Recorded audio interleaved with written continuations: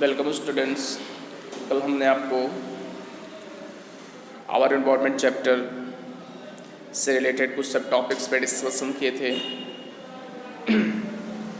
ठीक है, जिसमें हमने इकोसिस्टम क्या है, ठीक है, टाइप्स ऑफ द इकोसिस्टम, उसमें हमने आपको बायोटिक कंपोनेंट्स के बारे में डिस्कशन किए थे। बायोटिक कंपोनेंट्स में soil, air, water, light, temperature, इसके अलावा हमने आपको प्रोड्यूसर, कंज्यूमर, डिकम्पोजर्स, ये सभी बातों पे हमने डिस्कशन किए थे, ठीक है। आज हम जो है इकोसिस्टम का ही सेकेंड पार्ट्स एबायोटिक कंपाउंड्स की बात करेंगे, ठीक है। जैसा कि आप देख पा रहे हैं, पॉइंट 2 है एबायोटिक कंपोनेंट्स। ये एबायोटिक कंपोनेंट्स क्या होता है तो देखते हैं। These are non living components of an ecosystem, these include the physical environment. जैसा कि इसे बताया गया है, ठीक है, कि वैसा कंपोनेंट्स होना चाहिए, ठीक है, जो कि नॉन लिविंग हो। इकोसिस्टम का वह पार्ट्स जो नॉन लिविंग होता है, ठीक है, these include the physical environment. जैसे यहाँ पर लिखा है,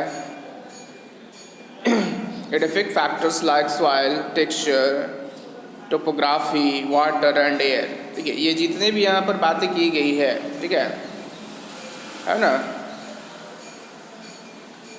ये सब क्या है, नॉन लिविंग है ना सर। तो एबायोटिक कंपोनेंट्स में जो है नॉन लिविंग का ही डिस्कशन होगा, ठीक है। Inorganic substance like carbon dioxide, nitrogen, oxygen, water, phosphorus, sodium, potassium and calcium, these are involved in the cyclic of materials in the ecosystem।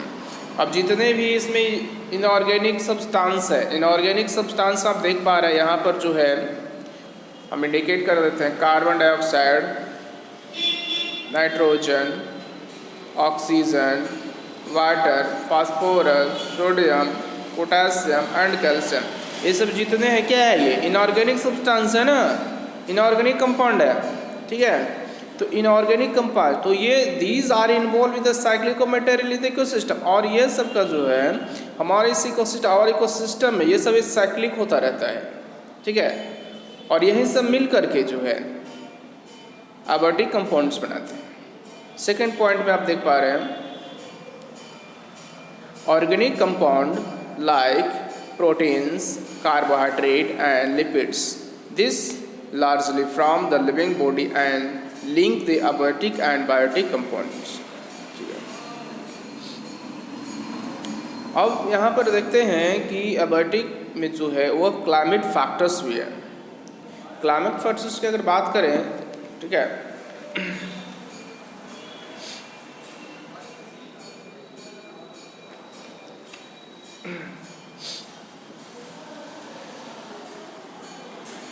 जिसको हम लोग जलवायु कहते हैं, ठीक है, क्लाइमेट फैक्टर इन जलवायु है। These are sunlight, temperature, pressure, humidity, moisture, rainfall etcetera. These factors affect in the distribution of the organisms. कहा गया है कि जो भी क्लाइमेट फैक्टर्स है, जैसे यहाँ पर बातें की गई है, सूर्य की रोशनी हो गया, तापमान हो गया, आर्द्रता हो गई, दाब हो गई, ये सब मिल करके जो है, ठीक है, ये क्लाइमेट फैक्टर्स का जो है एक निर्माण करता है, ठीक है। और जिसमें जो है इस जलवायु में जो है इस क्लाइमेट फैक्टर्स में जो है इकोसिस्टम में जो एनिमल्स होते हैं उसकी संख्या जो होते हैं वो डिस्ट्रीब्यूशन होती रहती है, ठीक है। तो ये बताइए फंक्शन ऑफ एन इकोसिस्टम। अब यहाँ पर जानेंगे कि फंक्शन ऑफ इकोसिस्टम क्या है, ठीक है। तो फर्स्ट पॉइंट में आप देख पा रहे हैं, फर्स्ट पॉइंट है, first ecosystem indicates available solar energy and the efficiency of the ecosystem of the trap in the same, ठीक है, फर्स्ट हो गई।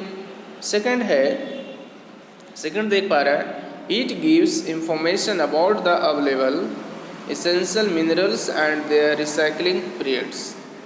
थर्ड है, it provides knowledge about the web of interaction and interrelationship among the various population as well as between the population and the abiotic environment। Third आती है, fourth है, it helps human beings to know about conservation of resources, protection from pollution and inputs required for maximizing productivity। तो ये था आपको जितने भी हमने फोर बताए, यहाँ पे 5 भी है, ठीक है, 5 है, in the ecosystem to process of energy flow and biochemical cycles, जैसे nutrients movement proceeds side by side the energy flow in the directional will the moment of nutrients in cyclic. ठीक है, तो ये 5-6 जो था आपको क्लाइमेट फैक्टर का जो फंक्शन ऑफ द इकोसिस्टम के पार्ट्स थे। ठीक है, अब हम बात करते हैं, देखिए फूड चेन हमारे पास आ रहा है। Food chain, food web, trophic levels, flow of the energy in the percent flow, depletion of the ozone layer, biological management model bust. तो ये सभी हम यहाँ पर डिस्कशन करेंगे अभी इतनी सारी चीज़ों का फिर से। ठीक है, कि फूड चेन क्या है, फूड वेव क्या है, ट्रैफिक लेवल क्या है, flow of the energy 10% law क्या होता है, depletion of the ozone layer क्या है, ये सब चीज़ों का हम अभी डिस्कशन करेंगे। ठीक है, तो जैसे कि फूड चेन पहला आ गया हमारा। ठीक है, क्या है, फूड चेन है ना, इसको कहा जाता है food chain.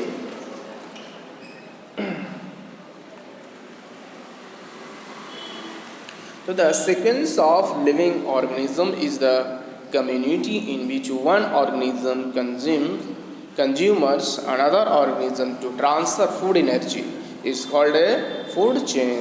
This is important, ये हमेशा याद रखिएगा, इसे आपसे क्वेश्चन में आ सकते हैं फूड चेन से रिलेटेड। ठीक है, फूड चेन क्या होता है, तो आप इसका देखिए आंसर यहाँ पर पूरा आपको दिया हुआ है। ठीक है, कि फूड चेन क्या होता है।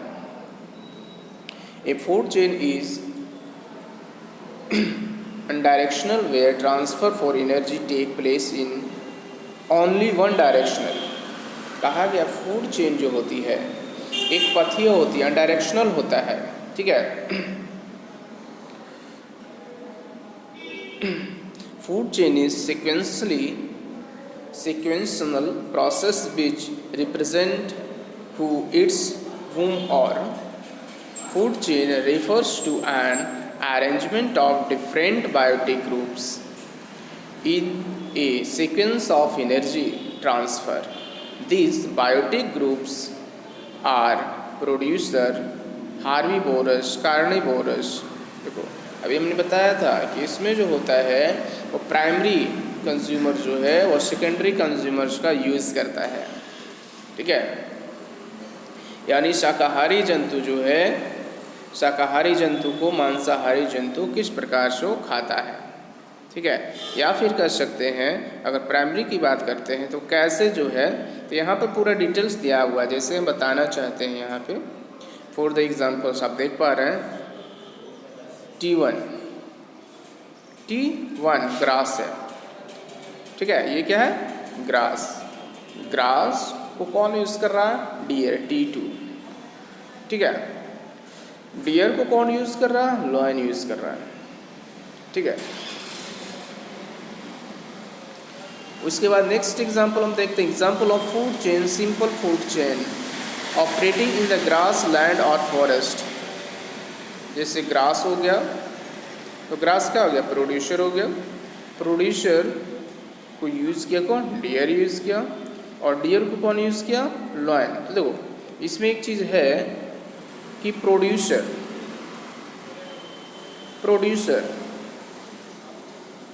हार्बिवोरस, उसके बाद कार्निवोरस। तो स्टेज कितने स्टेज हो गए, 3 स्टेज हो गए। ठीक है, traffic level 1, traffic level 2, traffic level 3। तो इस तरह से ये चलता रहेगा। ठीक है, in this food chain grass represent in the producer first trophic level. Producer जो क्या है, फर्स्ट ट्रॉफिक लेवल हो गया ना, प्रोड्यूसर जो हो गया वह क्या हो गया, फर्स्ट ट्रॉफिक लेवल हो गया, ठीक है। Grass synthesis in on the food in the process of the photosynthesis, grass in the eaten up by deer which represent in the herbivores of the primary consumers। और deer क्या हो गया, वो primary consumer हो गया। Deer in the turn is consume by lion the carnivores of the secondary, और lion क्या हो गया, वो सेकेंडरी में आ गया, क्या है ना। तो इस तरह से आपको समझ में आ गया होगा कि किस तरह से फूड चेन में जो है ट्रैफिक लेवल जो है, ठीक है, ट्रॉपिक लेवल किस तरह से जो चलता रहता है। ए food chain in the grass land which has 4 steps.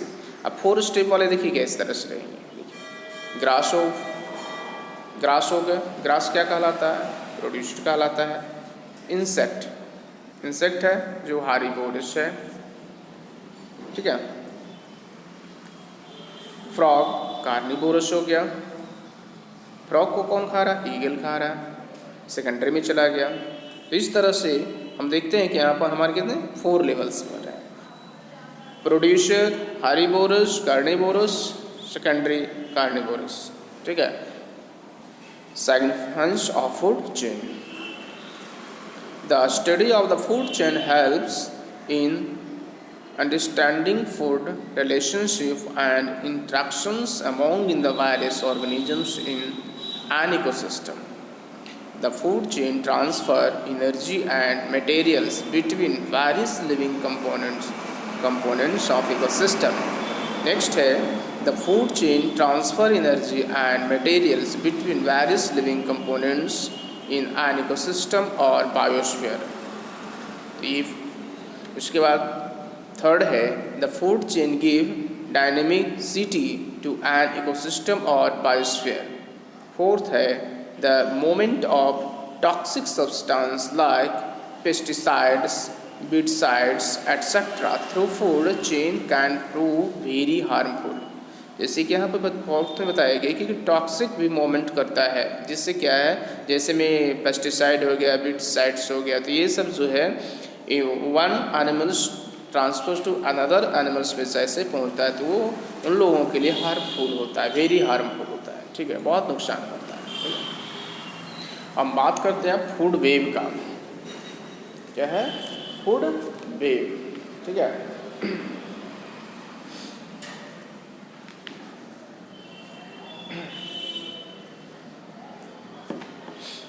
The interconnected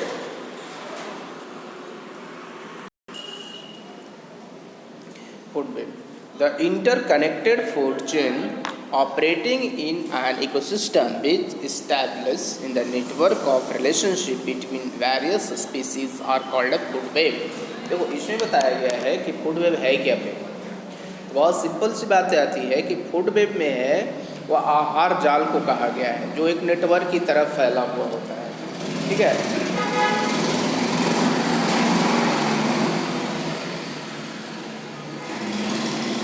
या इकोसिस्टम को पार्ट्स होता है, जिसमें जैसे बताया गया था interconnected food chains operating in an ecosystem which established in the network of relationship between various species are called food web. आप समझ पा रहे हैं कि ये जो फूड वेब होती है वह आहार जाल है, और सभी पारिस्थितिकी तंत्र में जो इकोसिस्टम है, जो एक दूसरे से रिलेशनशिप जो है या नेटवर्क की तरह जुड़े हुए होते हैं, इसी को कहा गया food web. In a food web, one organisms may occupy the position in more than one food chain. An organism can obtain its food from different sources and in turn may be eaten up by different types of organisms. जैसे यहाँ पर आप देख पा रहे हैं, ये आपका फूड वेब का एक डायग्राम दी हुई है, ठीक है। इसमें आप देख पा रहे हैं कि सभी जो है एक दूसरे से इंटरकनेक्टेड है। देखिए ये ग्रास है ना, ये क्या है, ग्रास को यूज कौन कर रहा है, ठीक है, आप देख पा रहे हैं ये भी ग्रास है, तो ग्रास का यूज कौन कर रहा है, आप देख पा रहे हैं। तो इस तरह से जितने भी एनिमल्स है, ठीक है, डियर है, एयर को कौन यूज करेगा। तो इस तरह से आप देख पा रहे हैं कि सभी एक दूसरे से इंटरकनेक्ट। अगर इसमें से एक भी चेन, ठीक है, अगर एक भी चेन इसमें से अगर डिसकनेक्ट हो जाती है, सपोज दैट अगर हम फ्रॉग को यहाँ से डिसकनेक्ट कर देते हैं, ठीक है, तो आगे का जो स्पीसीज है पूरी तरह से क्या हो जाएगा, इफेक्ट हो जाएगा। अब भाई सांप मर जाएगी, सांप मर जाएगा तो ये ईगल जो देख रहे हैं ये भी ख़त्म हो जाएंगी क्या। तो इस तरह से इकोसिस्टम पूरी तरह से अनबैलेंस हो जाएगा। तो बैलेंस बनाने के लिए जो है एक दूसरे पर डिपेंड्स होना पड़ता है ऑल एनिमल्स को, ठीक है। अब हम बात करते हैं ट्रॉफिक लेवल्स का।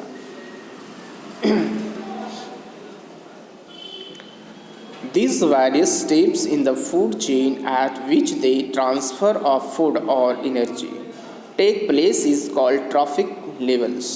There is the gradual decrease in the amount of energy transfer from one trophic level to the next trophic level in the food chain. अब होता क्या है, ठीक है, ट्रॉफिक लेवल में जो है एनर्जी का ट्रांसफॉर्मेशन होता है, ठीक है, इसे लिखा है ना यहाँ, आप देख पा रहे हैं। The various steps in the food chain at which the transfer of food यानी energy take place is called trophic level. इसी को कहा गया trophic level. There is the gradual decrease in the amount of energy transfer from the trophic level. और जो भी energy transfer में होगा वो डिक्रीज फ्रॉम, जितना एनर्जी उसमें है उतना नहीं होगा, उससे कम होगा, ठीक है, और नेक्स्ट उससे भी कम होगा। तो इस तरह से ये हमेशा इकोसिस्टम में चलता रहेगा। इससे आप यहाँ पर देख पा रहे हैं हमारे पास एक डायग्राम है, एनर्जी फ्लो डायग्राम जिसको कहते हैं। ये है ट्रॉफिक लेवल का, ठीक है, और ये 10% के हिसाब से चलता है। इसका चलता है 10% के हिसाब से। Energy level flow of the diagram जो देख पा रहे हैं 10% एनर्जी लेवल का है। जैसे यहाँ पर देख रहे हैं प्रोड्यूसर जो है 1000 किलो जूल का अगर एनर्जी है तो वह प्राइमरी कंज्यूमर में कितना पहुँचता है, वह 100 किलो जूल। जैसे होता क्या है, हमने भी बताया था, अगर 1000 है तो 1000 ऑफ 10%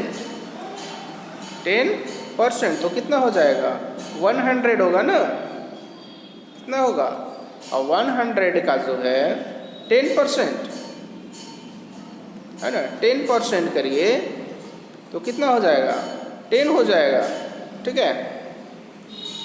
तो इस तरह से एनर्जी फ्लो डायग्राम आप देख पा रहे हैं। तो प्रोड्यूसर 1000 किलो जूल में है तो प्राइमरी कंज्यूमर कितना होगा, 100 किलो जूल में होगा, सेकेंडरी कंज्यूमर 10 किलो जूल में, और कंज्यूमर जो रहेगा जिसको टेरिटरी कंज्यूमर कहते हैं, थर्ड पोजीशन वाला है 1 किलो जूल। यानी एनर्जी का जो है लेवल क्या रहेगा, वो डिक्रीज हो रहा है ना, क्या हो रहा है, डिक्रीज, ऊपर जैसे ही चढ़ रहा है ये डायग्राम, ठीक है। तो आप देख पा रहे हैं एनर्जी फ्लो डायग्राम में आप देख पा रहे हैं यहाँ कि ये घट रही है, क्या हो रहा है, घट रहा है ना ये, ठीक है। To show only 10% of energy is transferred to next trophic level, will 90% of energy is used by present trophic level in the life process. The various trophic level are given below. अब यहाँ पर जो बताई गई है कि 10% ही energy transformation होता है। अगर किसी में अभी हमने बताया कि अगर 100% उसमें एनर्जी है, कितना है, 100% अगर एनर्जी उसमें है, ठीक है, कितना, 100%, सॉरी 100 किलो जूल है, अगर 100 किलो जूल है तो 100 किलो जूल का 10% कितना होगा भाई, तो 100% का तो भाई 100 कर दीजिए ना, है ना, यानी 10 किलो जूल ही मिलेगा उसे, ठीक है, 10% के हिसाब से। इसी तरह से अगर एक और एग्जांपल हम बताना चाहते हैं इसमें कि अगर कोई जो है मान लिया जाए ये ग्रास है, ठीक है, एक ग्रास है, तो ये इसमें कितना 100% एनर्जी है, ठीक है। तो 100% में ये एनर्जी जो है अपने लिए जो है 90 रखेगा, 90% रखेगा, और बाकी वो 10% जो है तो फ्लो कर देगा एनर्जी का, और इसी में अपना इलाज प्रोसेस को चलाएगा। ठीक है, तो वही बोला गया इसमें कि so only 10% of energy is transferred to next trophic levels. 90% of energy is used by the present trophic level in this life process. The various trophic level are given below. अब फर्स्ट पॉइंट में हम देखते हैं, first point आपके पास है trophic level में जो बताई गई है कि द प्लांट और the producer constitute the first trophic level. Second, the herbivorous or primary consumers from the second trophic level. Third है कार्निवोरस और secondary consumers make up the third trophic level. And fourth में है large carnivorous of the territory consumers which feed upon the small carnivorous constitute in the fourth trophic level.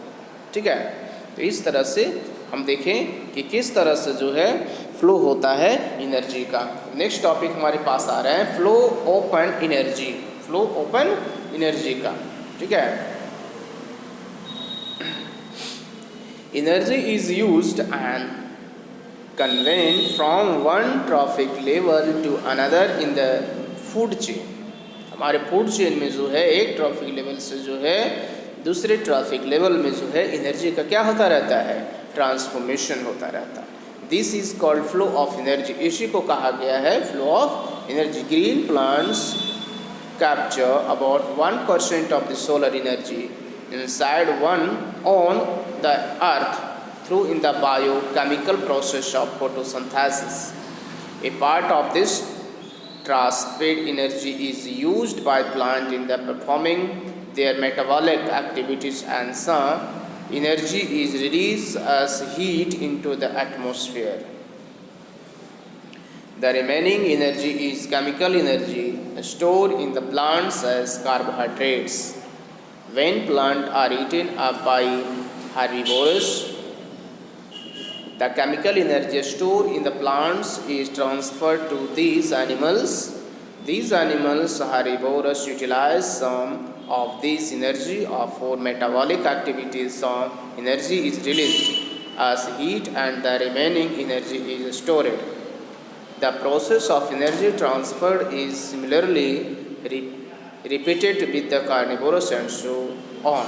इस तरह से यहाँ पर बताई गई है कि किस तरह से एनर्जी का जो है रिपीटेड होता है, एक से दूसरे में एनर्जी का ट्रांसफॉर्मेशन होता है जो एक समरूप भाग में होता है। 10% लो की बात करते हैं तो 10% लो states that only 10% of the energy entering in the particular trophic level of organisms is available for transfer to next higher trophic level। ठीक है, तो इस तरह से जो है ये 10% लो बताया गया है। ठीक है, तो 10% लो आपको समझ में आ गई। इसका डायग्राम को जरा आप देख लेते हैं एग्जाम्पल में। Solar energy 1000 joule. ठीक है, सोलर एनर्जी 1000 जूल।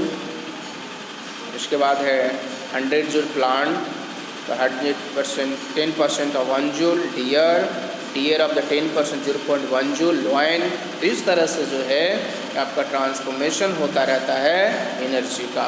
ठीक है, for example suppose 1000 joule of the solar energy is reserve by green plants, then only 1% of solar energy available on earth is utilized by plant.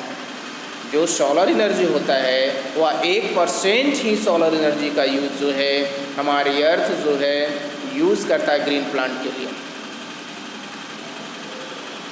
So only 10 joule यानी 1% of 1000 joule is trapped by plants and the rest 990 joule of the energy the lost in the environment. So plant utilize only 10 joule of energy. Next, only 10% of the 10 joule energy of the plant, that is 1 joule is available to in the herbivorous animal, well 9 joule is the lost of the environment। तो इस तरह से जो है हमारे environment में ये levels continually चलती रहती है। Again, just 10% of the 1 joule of the energy or the herbivorous animals utilized by carnivore animals. Thus, carnivorous animals have only 0.1 joule or the energy, while 0.9 joule is the lost of the environment. ठीक है, तो इस तरह से जो है हमने अभी कि किस तरह से हमारे इन्वायरमेंट में जो है एनर्जी लेवल का ट्रांसफॉर्मेशन होता रहता है। नेक्स्ट क्लास में हम नेक्स्ट टॉपिक पे डिस्कशन करेंगे। Thank you.